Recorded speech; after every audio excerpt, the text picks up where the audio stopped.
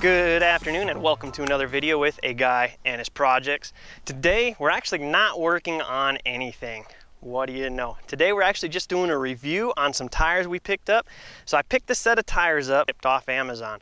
I had no idea what these tires were. There's hardly anything online, zero reviews, zero anything.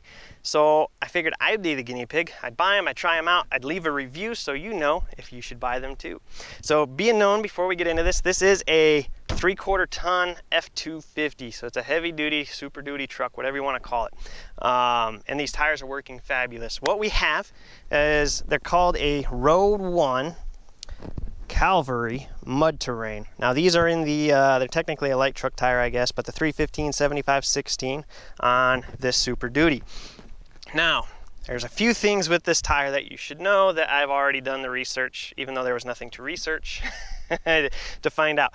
The max PSI on these is 60 PSI. Now, if you've ever looked in your door panel, you'll know that Ford wants you to run the front at, I think it's 80 PSI and the rear at 75 or something like that. You cannot put 80 PSI. The max PSI is 50 or 60 PSI.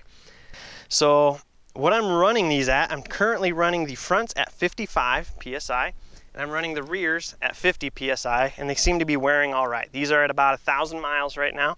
We put them on a couple months back, and we have 1,000 miles on them, and they seem to be wearing very nice. You will see that these are a directional tire, which means when you rotate them, this one has to stay on the right-hand side, back right one has to stay on the right-hand side, the front left has to stay on the left-hand side. You can move them from front to back, but they cannot cross to the opposite side of the vehicle. That's important to know, because if you do your own tire rotations like I do, if you put this on the other side, this tread's going to end up backwards, and you are going to go from a 10 miles per gallon tank to a 2 mile per gallon tank, and a, what might be, I'm going to call it 40,000 miles tire, even though I don't know, down to a 15,000 mile tire. So pay attention, be careful. I've got a little footage of you going through some sand. I don't really have any rocks to go through around here at the moment, but we did take some in this loose sand. But so far, my impressions of this tire is A+ with 1,000 miles on it. Keep that in mind. Why is it an A+? Because it is silent. So before I put these tires on, we had some Discover STT Pro, or I forget exactly what they were, but something like that. If you know anything about tires, you know what I'm talking about, even though I don't. And they were noisy. You'd be rolling down the freeway and it'd just be the whole freaking time. These things are quieter than my car. In all honesty, these are quiet. You cannot hear them. Even with the windows down, you stick your head out. They are silent. I'm not joking. I'm not exaggerating, guys. It is a very, very, very quiet tire, which for a mud terrain is nice. And now I've heard the Milestar Patagonias are also extremely quiet, and I wanted to go with those. I really wanted to go with those, but they're a crown tire.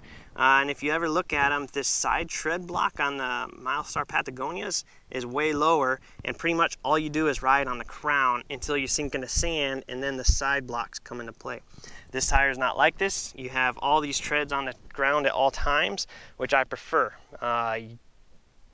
because I like to have tread on the ground. When you're talking a mud tire, you're already losing a lot of tread. So this is a soft tread. As far as spitting mud out, I've taken these in the mud. I don't have footage because I didn't have my camera at the time, but I did take them through mud.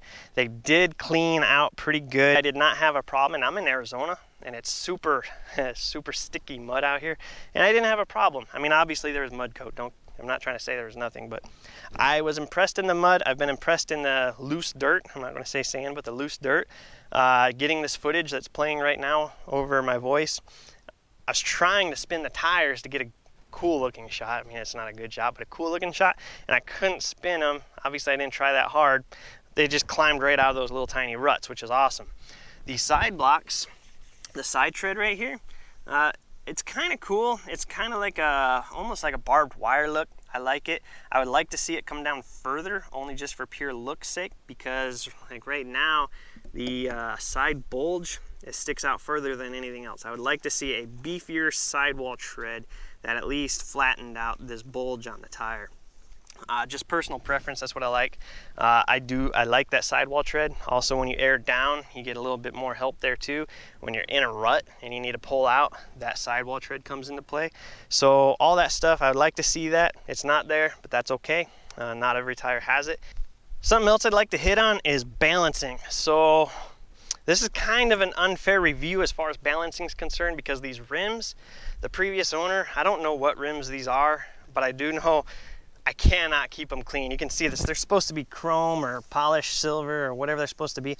These are disgusting and I can't clean them up. I've done some work on the back ones. They won't clean up. So I don't know how much is the rim's fault and how much is the tire's fault. I can say on the Discover STT Pros, they're what, 1/4 ounce weights, and there's probably a good 8 to 12 weights on each tire. These were identical, the exact same thing almost. There was about 8 to 12 weights per tire.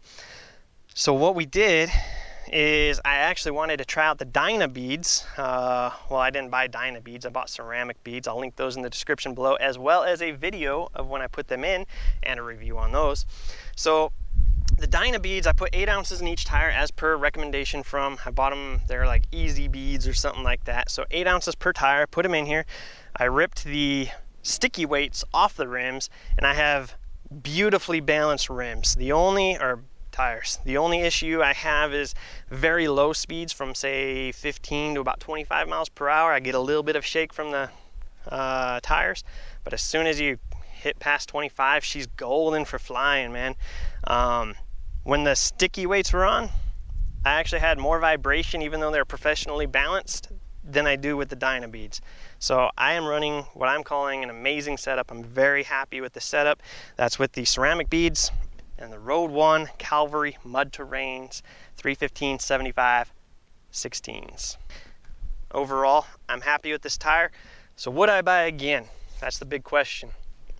These are linked down below, by the way. Would I buy these again? At 1,000 miles, I'd say yeah. Now in 10,000 more miles, I might change my mind. I'll do an update video when I get there. It'll probably be a while because this is a weekend truck. But right now, I would buy these again in a heartbeat. I like these tires. I really, really do. So that's my thoughts on the Roadone Calvary Mud Terrains. If you try these out and you like them, let me know in the comments below. If you try these out and don't like them, let me know in the comments below. But yeah, I would totally, in a heartbeat, buy these again for the price.